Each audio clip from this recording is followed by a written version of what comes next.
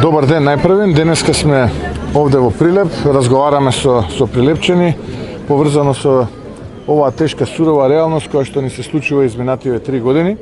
Тоа можевме да го слушнеме и од нашите соговорници, без разлика дали станува збор за граѓани кои што се вработени во администрацијата, луѓе кои што се занимаваат со некој вид на предприемништво, занетчи, пензионери, млади, буквално секаде низ Прилеп состојбата е иста како што и онаа, впрочем, низ цела Македонија. Тоа е лоша, тешко се живее, младите не чувствуваат перспектива во Македонија и гледаат час поскоро да ја напуштат.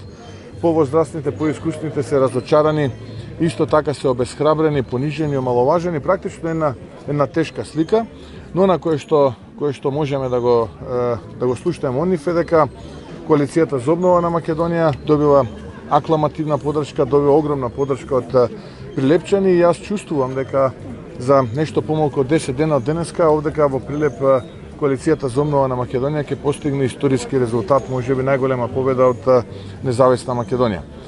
Клучното прашање кое што го поставуваме до прилепчани е дали живеат подобро. Без исклучок 100% одговорите кои што ги добивме се дека не само што не живеат подобро, туку живеат многу полошо од порано.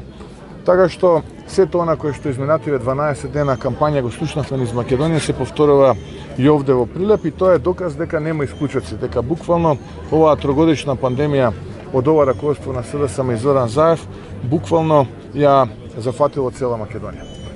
Така што, еве, јас тука би завршил со впечатокот. Денеска продолжуваме и во Кривогаштан и Крушево. Повторно вечер се враќаме овдека пред прилепчени, ќе имаме мал собир со граѓани. Се надевам дека и таму ќе слушнете дел од пораките кои што практично ги опфаќа нашата читенка проект Обнова. Господине Мицкоски, вчера имаше аудиозапис дека се правил план за палење на возило на ваш член, односно член на ВМРО ДПМНЕ. Тоа ми е едното прашање, вашиот коментар, значи поднес на тоа. Имаше реакција од Рускоска и од Кацарска околу нивните ликови во употребата во вашите нови спотови. И за тука ме интересира вашиот коментар. Што се однесува до вашето прво прашање, нормално е дека човек кога ќе го слушне тоа добива чувство на згрозеност, на резигнираност и вчудоневиденост. Практично каква е коалицијата помеѓу оваа влада и ова раководство на СДСМ и Зоран Заев или неговото семејство, со би рекол еве дискутабилни проблематични структури во општеството. Слушаме како се прави план за палење на возило на лице кое што е блиско до опозицијата, во случајот ВМРО ДПМНЕ, и самото тоа може да потврди впрочем кој е организаторот, сценарист и оперативно кој го спроведе она што се случи на потпредседателот Михајловски. Ево ова нека биде една индиција, нека се позанимаваат обвинителите. И јас тука би се надоврзал веднаш на вашето второ прашање, наместо да се занимаваат со спотовите на опозицијата кои што имаат за цел сатирично да ја прикажат реалноста во нашата држава, наместо да се занимаваат со тоа што го прави опозицијата, еве стигаат, допира гласот до нив, има индиции за адвокат кој што говори за 6 милиони евра, гледаме како бизнисмени нуделе 300 или платиле 300 милиони евра, се споменуваат лица кои што се дел од владата, највисокото раководство на владата предводено од СДСМ, Дуи и Зоран Заев. Така што јас би ги охрабрил и Русковска, а потоа и Кацарска, наместо да работат под политички диктат и да се трудат од петни жили да ги задоволат страстите на Зоран Заев, да се позанимаваат со она за што народот ги плаќа, тоа е да обвинуваат по закон и да судат по закон. Денови имавме многу таков материјал, да може тие да постапуваат. Еве, јас ги охрабрувам, нека постапуваат. Мицкоски, само едно прашање. Тука сте денес во Прилеп и во регионот. Што е она што како партија, ДПМНЕ, им нуди на граѓаните и бара довербата од граѓаните на своите парламентарни избори? Што е она што вие им понудите? Па видете, многу пати во минатото Зоран Заев и би рекол ова раководство на СДСМ говореше дека ВМРО ДПМНЕ нема програма. Ние дури организиравме настани низ цела држава кои што ги именувавме како разговори за обнова на Македонија.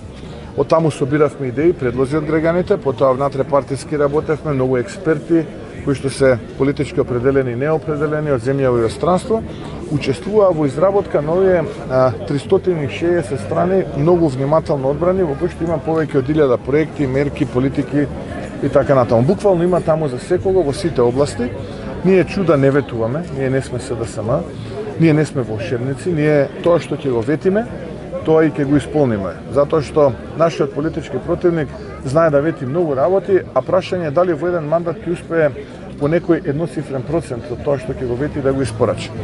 Ние стоиме со нашиот кредибилитет и во проектите во економијата, и во проектите во здравството, и во проектите за младите, за повозрастните, за пензионерите, за индустријата, нов принцип на реиндустриализација, дигитализацијата како проект ние го најавивме, па потоа бледо го копира овие од СДСМ, за земјоделците, буквално има таму за сите заранливите категории, за невработените, буквално ќе најдете таму за секого по нешто, за деталите ќе зборуваме вечер на нашата средба со граѓаните. Отприлика имаме 20 проекти позади кои ја брендираме нашата кампања, тие истите ќе ги повториме вечер на средба со граѓаните и јас сум сигурен од она што можам да го видам дека оваа програма наречена Проект Обнова навистина предизвика внимание секаде онаму каде што бевме овие 12 дена, за разлика од тоа нашиот политички противник гледаме дека се уште не може да се совземе и да барем еден проект кој што е поврзан со нивната програма го реализира. Всушност има еден кој што пред некој ден го споменуваат, а тоа е во периодот пред изборите во април месец што требаше да се случат, најавија пораст на платата на 36.000 денари, сега намалија на 34.000 денари, оние 30.000 фамозни 500 евра плата сега се 34.000 денари. Иако за целиот 3-годишен мандат, 3-годишен и некој месец мандат, не успеа буквално ниту 2.500 денари да ја зголемат платата и покрај сиот државен интервенционизам и сите оние наметнати политики успеа да стигнат до нешто повеќе од 25.000 денари. Така што едната лага сега се прошири надгради и наместо 30.000 стана 34.000 денари. Но оставам тоа на нив, оставам на нивниот начин на обраќање кон граѓаните. Ние цениме дека ова што го правиме не идува на поддршка и впрочеме за нешто помалку од 10 дена граѓаните ќе дадат одговор на оваа кампања кој успеал да ги добие симпатиите, кој не успеал.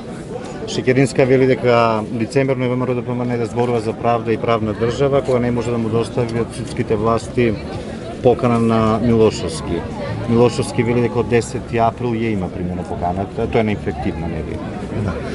Лицемерно е кога Шекеринска збори за лицемерие, бидејќи таа е заменик председател на лице кое што е два пати аболирано за сторен криминал. Лице кое што во минатото сите ние го гледавме како води политика по принципот евро за батето, евро за другите. Лицемерно е кога Шекеринска збори за лицемерие, а при тоа ниту во еден момент не споменува висок функционер, доскорошен директор, како туце со банкноти става во кофер. Исто така е лицемерно од Шекеринска да зборува за лицемерие, наместо да се фокусира на рекетот, на Луи Витон, куферот пон со евробанкноти, на трастра, судските одлуки. Впрочем е лицемерно Шекеринска да зборува, доста е од транзициони политичари, истрошени политичари кои што наистина покрај празните флоскули кои што се дел од нивниот политички хабитус немаат ништо што да понудат на граѓаните. Време е луѓе кои што се мотивирани, кои што позади себе имаат голема биографија да понудат нешто поразлично од ова политичко мучуриште што го нуди ова раководство на СДСМ предводено од Зоран Заев. Коментар за изјавата на Села, ако тие направат македонска влада, тие ќе направат албанска. Па тоа е исто дел од оној фолклор кој што се случува помеѓу албанските политички партии, кој да отиде подесно во наративот. Јас колку што знам, господинот Ахмети ги повикуваше албанските партии пред да почне оваа кампања да формираат сеалбанска коалиција.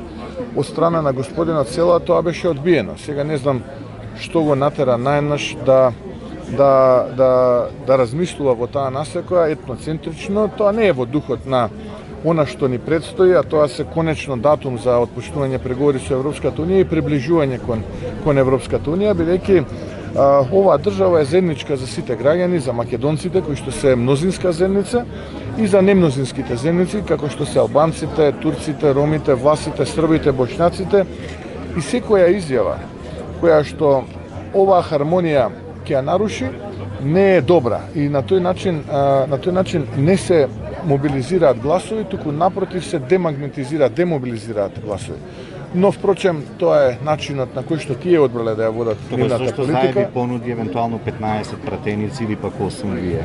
Па тоа ќе го прашате господинот Зоран Заев, тој ја даде таа изјава, јас не ја дадов таа изјава, но да бидеме прецизни, он на тоа помалку комично соочување кажа 13 пратеници дека му се потребни од ВМРО ДПМН, а он би дал, ако не се лажам, 5 или 8, алудирајќи на математика која што на нему само ми е позната, иако јас до ден денеска сум прилично вежд во математиката, не можам да се сетам што сакаше да каже, но тоа го зборуваше господинот Заев, претпоставувам ќе дојде овде во Прилеп и ќе можете него лично и директно да го прашате. Но јас со луѓе за кои што постои основано сомневање за сторен криминал, немам намера да коалицирам. Еден од тие ликови е господинот Зоран Заев.